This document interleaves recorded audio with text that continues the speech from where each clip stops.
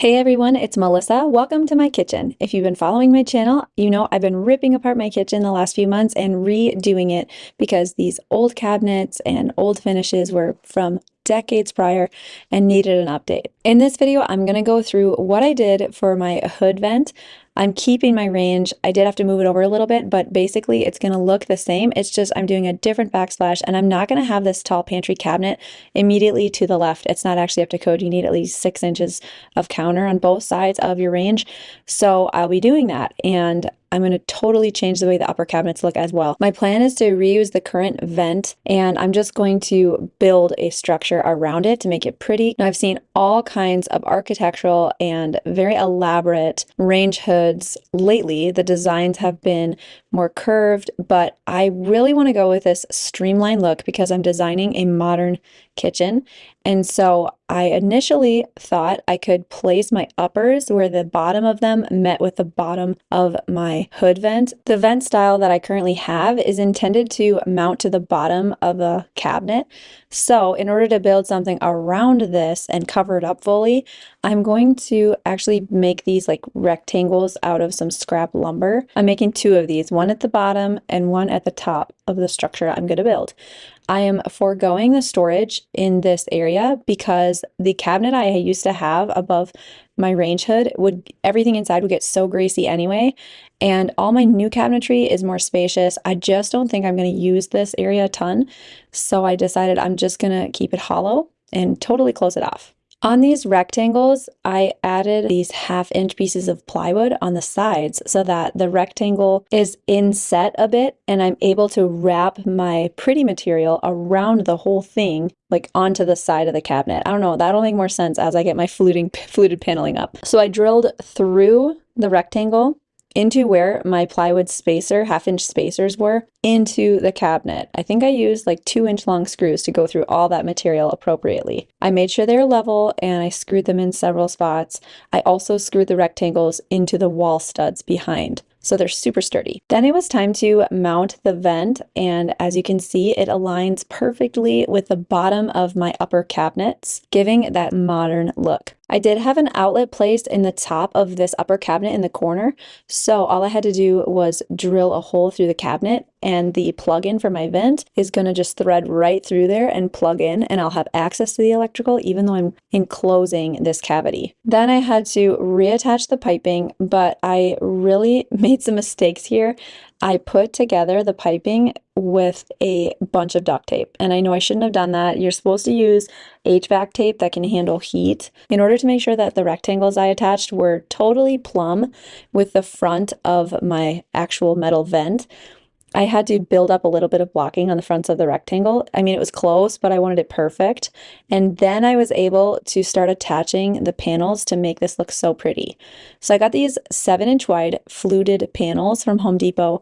They're very beautiful, but they're made of MDF, and they're like a laminated material that looks like white oak. As I got to installing, I decided the best way was to put some silicone caulking on the back where the panel hits the rectangles I built, and then just shoot a couple nails in to hold it into place while the silicone dries. I will say that the bottom edge of this design has some exposed MDF, and so my plan there is to seal it like with a clear sealant or create some kind of like little trim piece along the bottom. Each of these panels is tongue and groove, which is so awesome because they're so easily fit together and they look completely seamless. I was able to have my little nail holes in the actual tongue part so that they didn't really show. To wrap around this design, I cut a panel so that it just butt up perfectly with the one along the front. It wasn't like a mitered corner or anything like that, but I did then wrap that paneling kind of next to the cabinet, and since I had added those 1/2 inch spacers with my plywood, it just fit in that cavity perfectly, and I was able to install this so that it looked very much intentional. Once this was done, I shared it with my Instagram audience, and honestly, people either loved it, they loved the fluted paneling, how it was like different than the black upper cabinets, and how it matched up in size, and how the bottom like was streamlined, or They really hated it. They just thought it looked too low down. It looked bulky and awkward. I'm curious to hear below in the comments what your thoughts are on this design. This was iteration 1, and sometimes as DIYers, we don't always get it right. I had to rip all of this out. So I made a big mistake. When I planned out measurements for my hood vent, I looked at clearances and the height here is too low. What I had found on Google is for electric ranges, and it does need to be higher for a gas range like this one. And unfortunately, I caught my mistake too late. Basically, when I published this project on my Instagram, everyone was like, oh no, that is not safe. So I'm gonna choose practical over pretty. I was really hoping for this streamlined look where the bottom met up with the bottom of my cabinets, but that is just not gonna work. I'm gonna be taking this apart and pulling it up. I can't just like cut into it. I kind of have to backtrack and actually deconstruct what I've created here. My main concern is that when I installed the panels, I used a lot of silicone caulking, and I don't think that I'll be able to take them off without damaging. I really wanted to reuse these. Fingers crossed for me. There's truly nothing worse than taking apart your own work. And so I did. I had to pry off the paneling, and thankfully, only a couple pieces had like big issues, and they were on the back side. The front face of my paneling was left intact. I was so surprised and so grateful. You can see the pieces of MDF that the silicone globs had ripped off the back of my panels, stuck to the rectangles, but that's okay.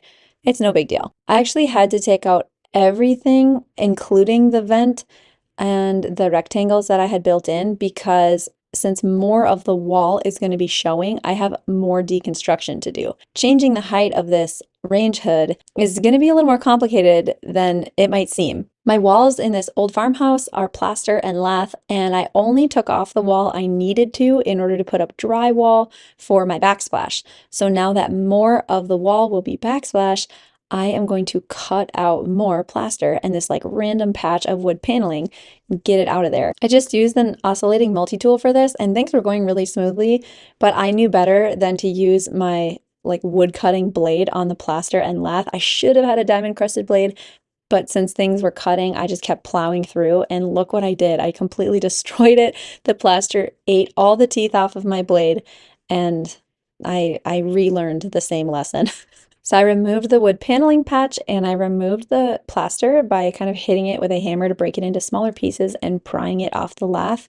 The lath is staying put. I'm just attaching my new piece of drywall right over the lath and screwing it into the wall studs. Now I can put back the lower rectangle, but at the height that the new range hood is going to be. So now at this point, I already have my backsplash tile picked out, so I knew the height on my tile. I'm going to be using large format tile to do a backsplash that looks like a continuous stone slab, or so I hope. This tile is massive. It is 63 inches by 31 inches. So with that measurement in mind, I actually just set my hood vent at a height of 31 inches so that I don't have to cut my piece of tile. It's going to fit perfectly in that place. That's kind of cool because I was able to customize like how tall I wanted my hood vent to work with other materials in the renovation. So that was kind of a blessing in disguise. All the outsides of my upper cabinets, I had primed with a shellac-based primer and painted black. So now that these two inner sides by the vent are going to be showing, I have to do that same process here. So there's just so many little details that, like when you were thinking through, hey, I should redo the hood vent and move it higher, like it's a whole process. So when it was time to reinstall the vent piping and get this actually functional, I did go pick up the correct tape. This is the first time I've ever actually used this type of HVAC tape, but I can see why it's what you're supposed to use. It was a lot easier to work with than duct tape for this application, and I know it's going to be safer too. So at this point, I might surprise you in saying that even though I carefully removed all that fluted paneling, I decided in the end I'm going to go a different direction. I have a huge panel of the same material that I built my kitchen island out of last year, waiting in my garage. My intent was to use this for my range hood, but originally, when I was doing the streamline look, the panel wasn't big enough, like the dimensions weren't big enough to cover that whole space. But now that I moved the vent up, the panel will fit. I loved the fluted paneling look, and part of me still kind of wishes I had done that, but I let my Instagram audience pick between the two, and this is the one that they chose. This is a laminated sheet of OSB, so it was intensely heavy, as you can imagine. Once I got it centered and in place, I actually shoved my arm back behind it and screwed it in from the backside through the rectangles. Now, I didn't get a clip of that. I don't really know why, but I hope I never have to take this apart because it will be near impossible. For the sides, I just did the same thing I did before, where I cut a piece of paneling that would butt up against the front panel. The only difference is that I didn't screw these in like I did the front of this. They're not nearly as heavy, so they could hold with just a couple little nails. This panel is supposed to also mimic white oak, but with more rustic veining and knots and like variations in the color. So I really didn't like those. It was too contrasting and busy, especially with my plans in the future for the backsplash.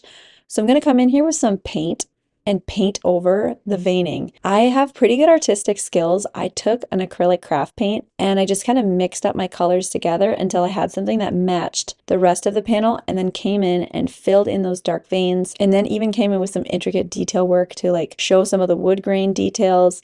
And when I was done, I mean, it truly disappeared. It made it all look so cohesive. For right now, since it's fall time, I am going to pop a little wreath up on here. I had put a nail in the center because I love to have a seasonal wreath on my vent. Overall, the hood vent really turned out wonderful. When you pan to the bottom and you see how it's totally integrated with the actual functional vent, it looks so custom. I love the modern rectangular look, and I'm not mad at all that I didn't get it to align with the bottom of my cabinets. This looks nice. It breaks things up. I want to hear your feelings in the comments below. Just let me know. Like, this whole thing was kind of a dilemma, and I hope that you can appreciate I share DIYs even when they don't work out for me. You can subscribe to see how this kitchen's going to turn out in the end. And if you want, you can join my memberships. There's a little join button on my channel down there that will give you exclusive perks like early access to my videos. We'll catch you again next week with another video from Welcome to the Woods.